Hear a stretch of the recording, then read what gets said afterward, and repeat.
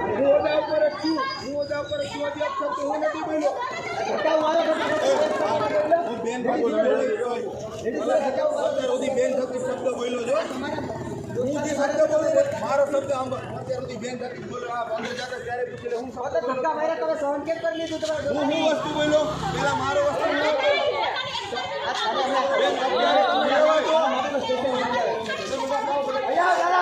બધા ખબર પડે કેવા છોકરા છે તારી મરજી હોય તારી હોસ્પિટલ આપની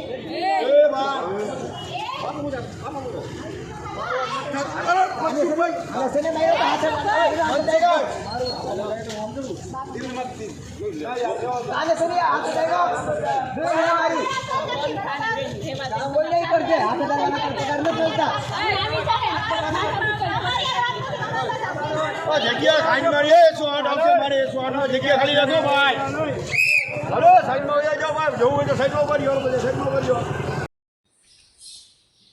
મારા સગાવાલા મિત્રોને એક નમ્ર વિનંતી છે કે મારી ઘરે કોઈ પણ ફોન કરીને પ્લીઝ ન પૂછતા કે શું થયું કે શું નથી થયું.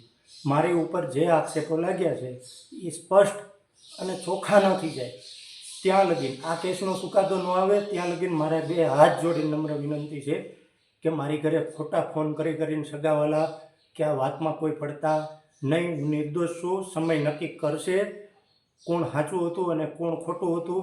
રહી વાત બીજી કે તમે સામેથી હાજર કેમ ન થયા, તમારી ઉપર ખોટા આક્ષેપો હતા, તો મને અર્જણભાઈ રામાણીએ એવું કીધું હતું કે આ રૂડા ભગતનું મોટું પડયંત્ર છે એટલે તમે 4-5 દિવસ લગીને ક્યાંય હાથમાં આવતા નહીં. હું એટલા માટે બહાર નીકળી ગયો હતો, પણ અર્જણભાઈને ખુદને નહોતી ખબર કે અમારી ઉપર આવડું મોટું પડયંત્ર થવાનું છે અને એના સ્વીકાર અમે પણ થવાના છીએ. રહી વાત રાજકીય, તો રાજકીય ક્ષેત્રે અમને ભ્રષ્ટાચારમાં અને લોકોના કામ કરવામાં સિવાય અમને રસ નથી.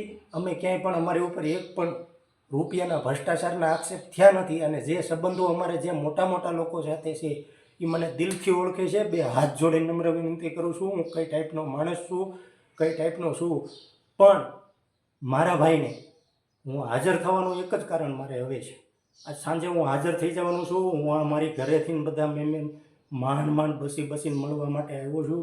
હું સાંજે મારી ઘરે હાજર થઈ જવાનો છું. હાજર પોલીસ સ્ટેશને ફોન કરીને કહેવાનું છું કે મારી ઘરેથી જ મને લઈ જાઓ. મારા છોકરાને અને આ બધાને હું મળવા માટે આવ્યો હતો. મારા ફેમિલીએ મને ખૂબ સપોર્ટ આપ્યો છે, એટલો બધો સપોર્ટ આપ્યો છે કે એમ જ કીધું છે કે તાર જીવવાનું છે, મરે આપણા દુશ્મનો, આપણે શું કામે આવું કરવું જોઈએ? તે કોઈ વસ્તુનું કર્યું નથી તો લડાઈ લડ અને હાજર થઈ જાય સામેથી. મારા ભાઈને નથી તમે લોકો મદદ કરતા ને, પણ મારો ટેસ્ટ થશે. મેં રેપ નથી કર્યો, મેં વાત કરી છે છોકરી જોડે.